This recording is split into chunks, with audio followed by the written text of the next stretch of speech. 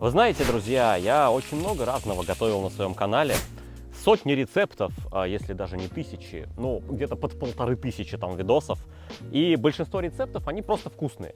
Ну, например, ты можешь взять практически любой кусок мяса, посолить, поперчить, закоптить его, пожарить, и это будет действительно вкусно. Все, что сделано на углях, обычно вкусное. Но есть единицы рецептов, которые слишком вкусные.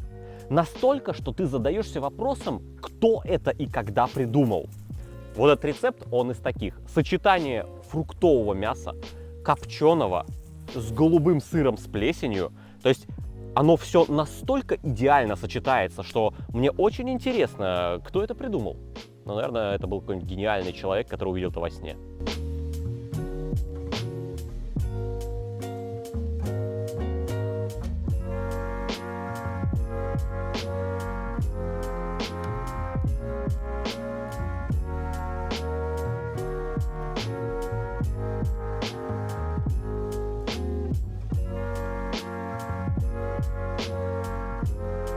Начинается все невероятно просто. Просто берем крылья и отрезаем хвостик, потому что он все равно сгорит и жрать там нечего. И когда я говорю хвостик, я само собой имею в виду кончик. Не знаю, можно ли назвать это хвостиком.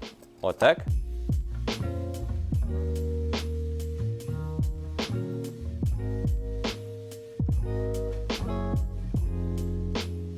Крылышки, само собой, скармливаем ассистентам. Но и тут тоже разделяем по суставчику. Если вы правильно нашли суставчик, вот, то вы вообще без усилий разрезаете вот на такие порционные кусочки. Видите, торчит? Видите, торчит? Вот сюда вот так, оп, и все.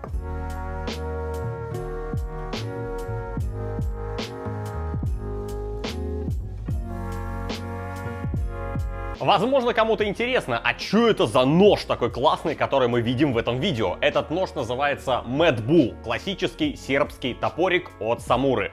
Но помимо этого есть еще кое-что другое. Например, вот такой вот Shadow, классический черный шеф. Он со мной 5 лет, конкретно вот этот нож со мной 5 лет. Что мы только не делали, мы по нему даже кости разбивали, долбя молотком. Выжил. Гибкие филейнички в наличии, это все понятно. Reptile, очень стильная линейка, вот такая с выемкой под палец, идеально сбалансированная, и при этом она такая цельная, то есть здесь нет по факту никакой ручки. Прикольно. Гольф, очень длинное лезвие, самый такой утилитарный нож, очень ухватистая рукоять, без проблем в посудомойке моется, не разваливается, собственно, в нем вообще нечему ломаться. А если ты богатый пацан, то есть вот такие вот кованные, прокованные молоточками многослойные ножи. Не дешевые. А возможно, вы скажете, мы все это видели 1000 раз, а будет что-нибудь новенькое? Да, будет. Например, вот такой вот нож стильный, дизайнерский, который будет называться Джокер. Как вы можете понять, что он новый, я, например, получил в разработке вот такую вот штуку, даже еще логотип не нанесли, чтобы пощупать, удобно или нет. Удобно! Кому интересно наконец-то приобрести хорошие поварские ножи, ссылочка находится в описании. А мы продолжаем готовить с помощью Mad Bull. Ну и, собственно, соль, перец, сухой чеснок и паприка. Все пока что просто. Перец, само собой, свежемолотый, это понятно, да? Как всегда. Засыпаем. Сухой чеснок засыпаем. Паприка засыпаем. И солим. И распределяем. Никакого масла не надо. Сейчас будем подкапчивать, а масло мешает доступу дыма. Теперь самое время разжечь уголь. Так, слишком много. Уберем крупные куски. Заталкиваем кубики. И, собственно, поджигаем. Все разгорится минут за 10.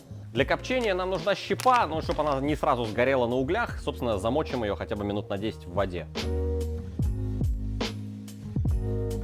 Кстати, пока уголь разгорается, делаем финт ушами. Берем острый перец, реально острый перец, и кладем прямо на уголь до черноты. А там, короче, прям самый жар. Прям вот так туда фигачим, чтобы он весь черный стал. Вот когда они вот таким вот макаром почернели, может не целиком, но основательно так почернели, это значит, что пора вынимать. Я думаю, что 4 штучек будет достаточно, и не счищаем вот эту вот пригорелость. Так, я крылья буду коптить через рассекатели, то есть положу рассекатели, а щепу буду кидать на них. Они так быстро нагреваются, что щепки можно кидать прямо на эту керамику, они дают отличный дым. Грилец нагреваем градусов до 200, собственно, и выкладываем крылышки. Ну а сначала вот так салфеточкой протираем все это дело, чтобы ничего не прилипало, потому что крылья у нас сухие абсолютно. Погорит так погорит, все отлично. Кстати, вот вы видите насчет температуры, щепки можно прекрасно кидать на этот отсекатель, вот внизу на него, потому что масло капает, сразу загорается, и щепки тоже прекрасно будут дымить. А, собственно, помаленечку я все это повыкладываю, сразу начинает шипеть.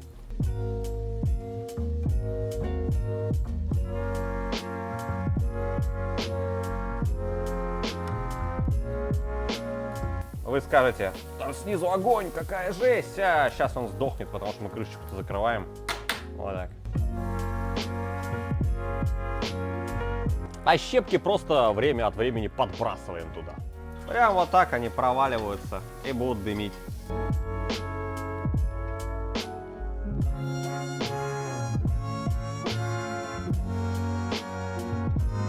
Но основное не это. Все, что мы сейчас сделали, это по факту просто слегка поперчили, посолили обычные крылья и просто поставили их коптиться. То есть мы сейчас сколько уже, наверное, прошло от ролика? Наверное, минут 8? Неважно. Короче, мы не сделали пока что ничего. Основное это обмазочка. Сразу берем блендер и, отрезая вот эти попки, помните наши перцы? Вот, я думаю, да, знаете, три положим. Вот так 3 перца прямо кладем туда, прямо не счищая вот это все. Берем здоровенное манго, вот так, и срезаем мякотку. Нежное, мягкое манго. Ну и, собственно, эту мякотку потом вот так вынимаем и тоже в блендер.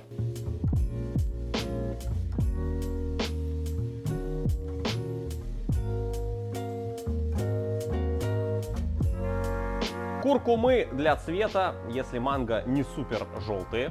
4 зубчика чеснока, либо вот такой один однозубчиковый вполне себе подойдет.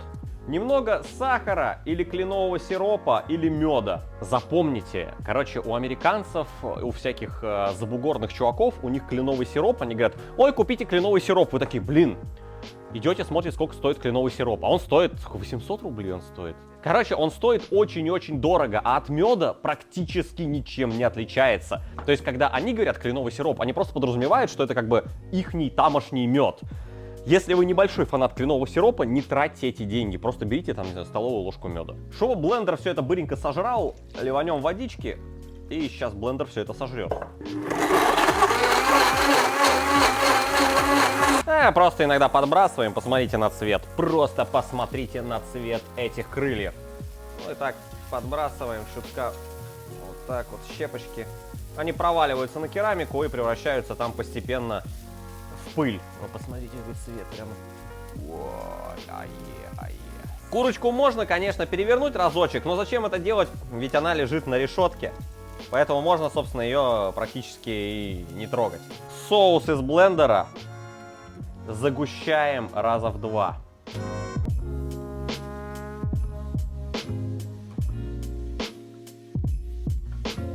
Я думаю, что все готово. Давайте все это переложим сюда. Заливаем манго соусом густым. Само собой нужно, чтобы соус был на каждом крыле. В этом вся фишка блюда. Но это еще не все. Народ, это соус, это один соус. Как бы обмазка, маринад, да, можно сказать. А есть второй соус, который является соусом. Он состоит из голубого сыра, майонеза и сметаны. Примерно 1 к 1, к еще одному. Кусок сыра идет в блендер. Майонез идет в блендер. И сметана для нежной, мягкой сливочности идет в блендер.